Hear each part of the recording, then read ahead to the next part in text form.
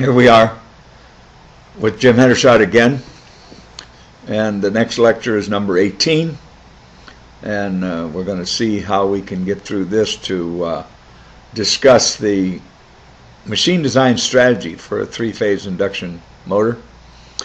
See if we can get through this. And first of all, I've prepared a list of 23 steps that 23-step process to go through the design of a machine. I'm not going to read every one of them here. You can study them yourself. But basically, after sizing, we make some basic decisions about the pole numbers and the rotor diameter, and we'll use accepted charts for that, or standard practices for that, and then we'll go through these steps to determine each particular aspect of sizing and going through the details of the machine.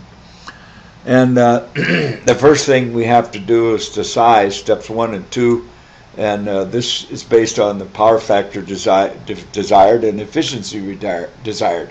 So we start with the stator OD, and we already provided these machine listings of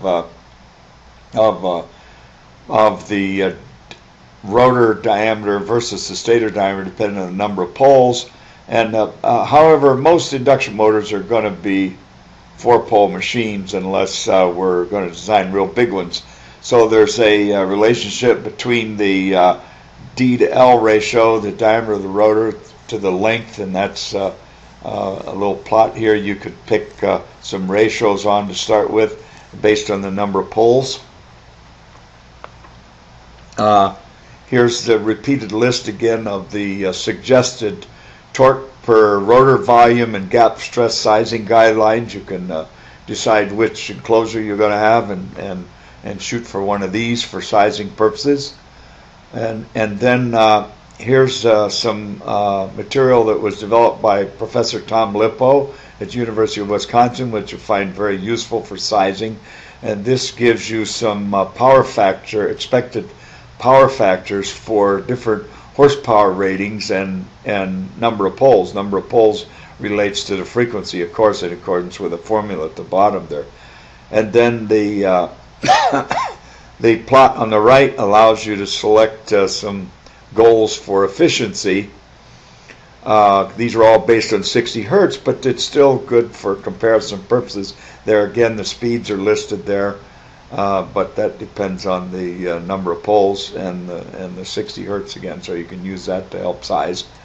Then my favorite way of sizing machines is to get as a starting point at least, is to get these data sheets from other high-performance motor manufacturers that make elements, rotor and stator components or elements for machine tool spindles, high-performance machine tool spindles. This is an excellent way, and I'm including here that list of dimensions for this is for 4-pole machines here. In one of the other, in the sizing lecture, there's more of these data sheets provided.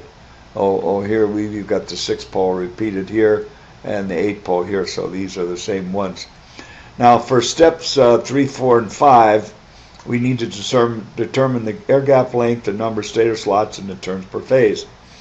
The air gap lengths to be as small as possible, but also it's got to be practical for manufacturing. But of course, you can start off by using the air gaps from that list on the preceding slide. That's a very good place to start. Or the alternative to that is if you happen to work for a large company like ABB or something like that, you already have that data. You already have the typical air gaps per versus rotor size. And if you don't have that data, I'll iterate again. I'll mention it again that you should go through all your existing machines and make tables of all these various sizing parameters from the database of motors that you've built and tested and successfully shipped and sold and been performing as expected over the years. You should build your own database for these accepted norms for the the air gap density, torque per unit volume, the actual dimension of the air gap, the length to D ratio, power factors, all of those parameters that I've given you charts for. I encourage you to develop your own charts. And stator slot selection, there's nothing wrong with it being based on past practices, as long as you understand that some of the old rules for the rotor combination can be ignored because you're driving the motor with an inverter rather than fixed voltage and frequency from the grid. The turns per phase is based on the machine size, of course, the current available, and then NI required to produce the ampere turns required to produce the gap flux density of about 0.85 Tesla in the air gap. With respect to the air gap, the larger air gap increases the required magnetization. Magnetizing current goes up, so this reduces the efficiency, reduces power factor. But if you get the gap too small, you can have rotor to stator contact, so that must be avoided at all costs. But that's determined by really the rotor bearing system. If the bearings are preloaded and if they all are mounted with the right fits. It's standard practice in machines that the shafts rotate, therefore the inner race of the bearings should be an interference fit on the shaft and should be loose in the stator, but the stator or the outer race of the bearings that are mounted in a stator loose, they need preload. The front bearing, these are mechanical points that we'll probably mention again in the mechanical section, but the front bearing, the bearing in the motor that supports the load, gear loads, belt loads, pulley loads, coupling loads, anything like that, many times that bearing needs to be clamped. The outer race needs to be clamped so it can't skid in the outer race and gall out the bearing bore, particularly if the end bell is aluminum instead of steel.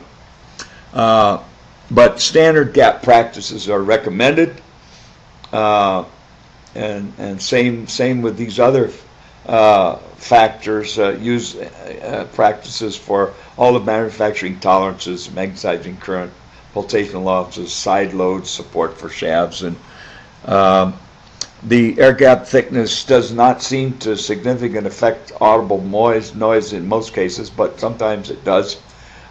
Here's Lippo's method and Say's method for empirical air gap calculations. You can use this method. And in my opinion, this same method should apply for RSMs as well. That hasn't been proven for sure, but I can't think of any reason why it isn't applicable. Think of any reason why it isn't. The phase current requirements are given by these formulas. They can be calculated. The volts per phase in the stator and the total flux in the stator is calculated with this, and the air gap flux density to achieve your 0.85 Tesla or 55,000 lines per square inch. And of course there's a formula for total flux. The ampere turn requirements per pole to send the flux across the air gap is given by this formula here, and the ampere turns per pole to magnetize the circuit, that's not for the air gap, that's the ampere turns required to magnetize the iron itself, and it's a sum of the ampere turns required for each part of the circuit. So this next formula here is for the effective magnetizing current per phase. The turns per coil is determined by the voltage, the power, and the current. Turns per coil varies directly with voltage. The higher the voltage, the more turns you have. The lower the voltage, the fewer turns you have. If you double a voltage, if you want to change a winding from one voltage to the other, if you double the voltage, you double the number of turns, and you go to 3 wire gauges finer. That gives you the same cross section of copper. 3 wire gauges finer and double the turns per coil. That doubles the voltage. Of course, the opposite of that is true. If you want to half the voltage, you have to go to 3 gauges fatter wire and reduce the number of turns by 2, or by half. Divide by 2. Here's the formula to calculate the flux per pole. So from that, you calculate the turns per coil. Now there's some difficulty sometimes in picking the right number of turns, so here's some strategies for that. Sometimes less than a single turn per coil is required, so parallel circuit paths can be effectively used for that. For example, let's say that with one current path you've calculated that you need 4.5 turns per coil, but you can't get 4.5 turns per coil. You can only put in 4 or 5 if all the coils are in series. But if you use 2 parallel paths and 9 turns per coil, since you're cutting the current in half, that's effectively like 4.5 turns per coil. So another example is 1 turn per coil. If you go to 2, that's too many turns, but 1 turn's not enough. So if you use 3 turns per coil and 2 parallel paths, that's equivalent to 1.5 turns per coil.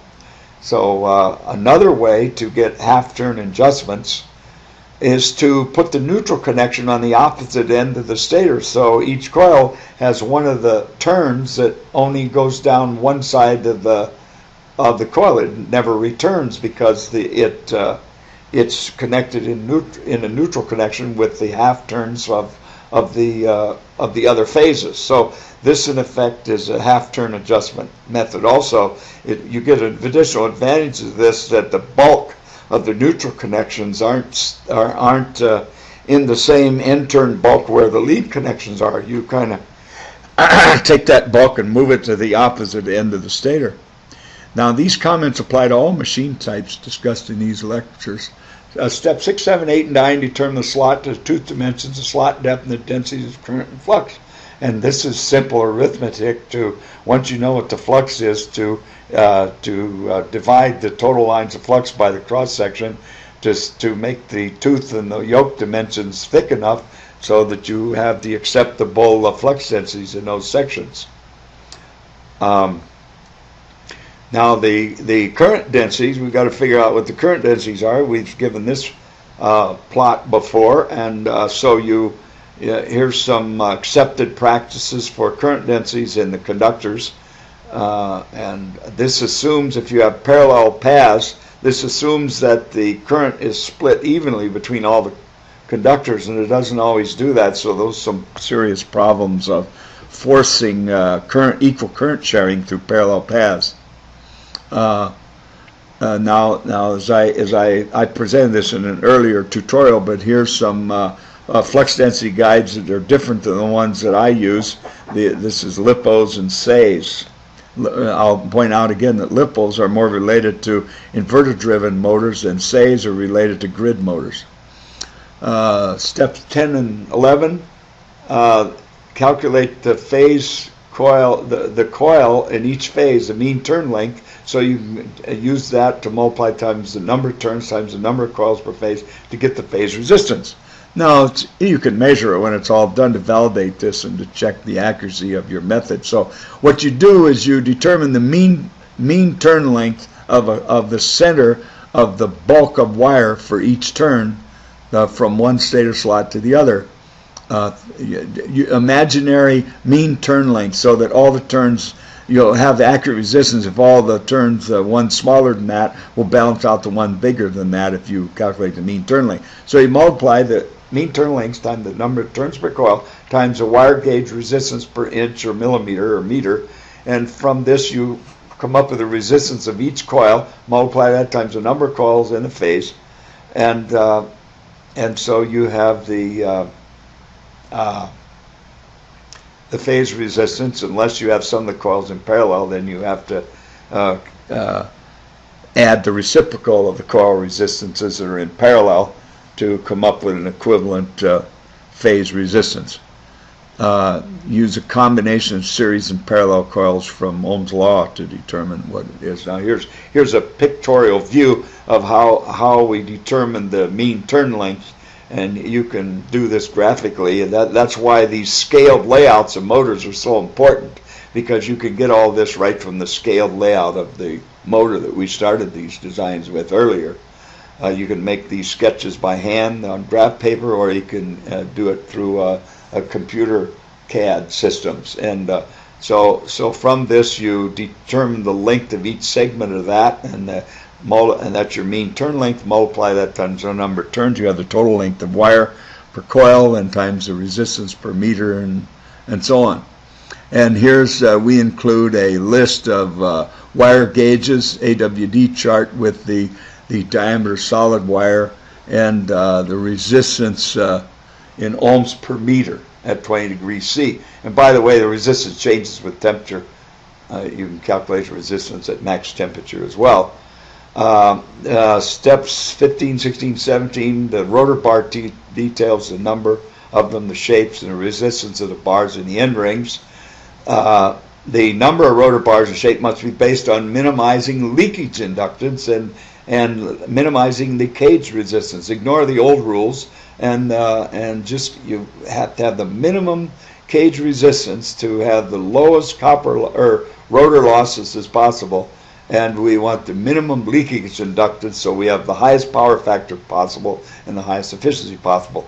The number of bars should be in the range of 5 to 7 bars and slots per pole.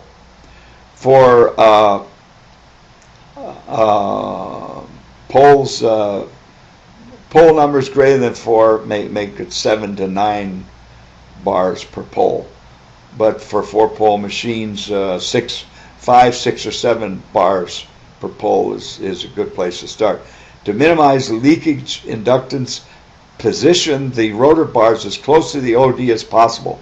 Don't allow gaps in the OD because you'll get leakage flux to go across those gaps, and you won't link the flux won't link the stator flux.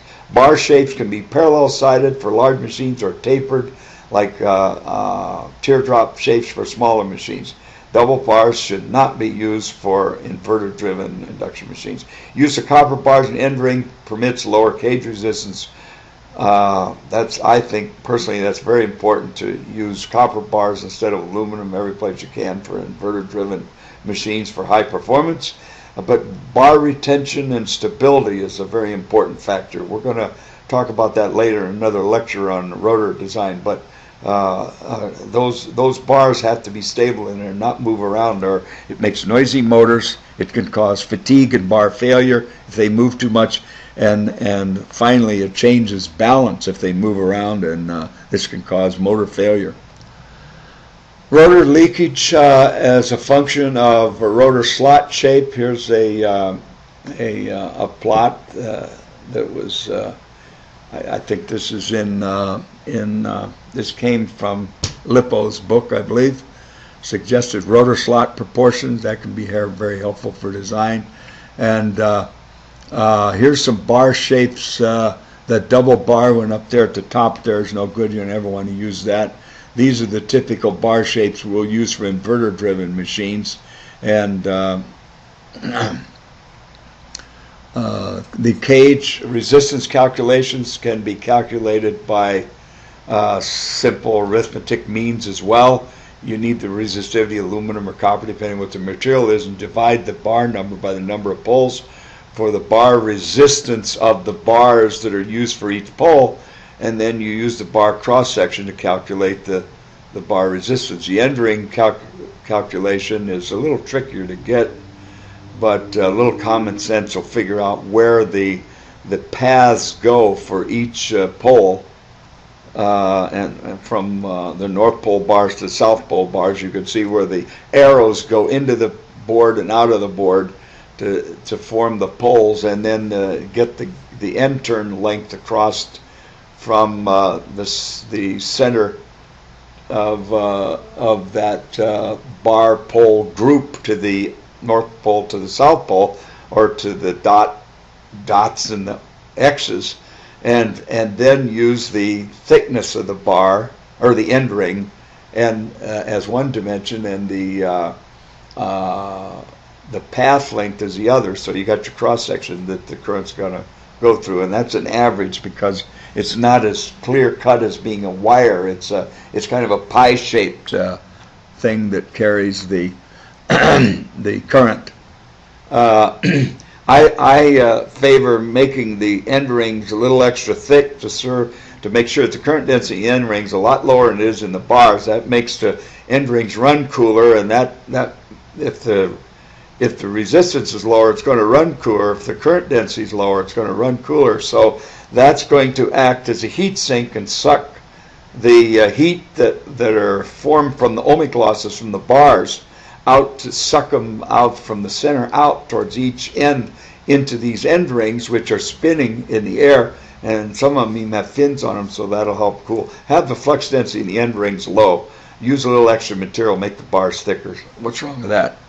And sometimes in high-speed machines, steel end rings are added to the copper end rings to use for balance and rotor stability. You have to balance these rotors, so you don't want to take material away from the cross-section of the end rings to achieve balancing. So machine tool spindles will add a steel plate onto the end of the copper with the rotor bars going through the steel as well.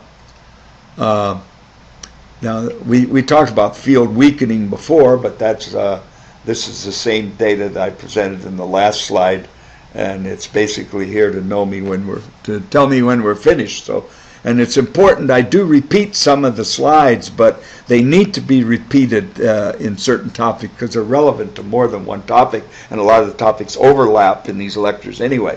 So that's the end of this lecture. Thank you very much. Oh, by the way, steps 17 through 23 are covered in lecture 22. Now we're finished.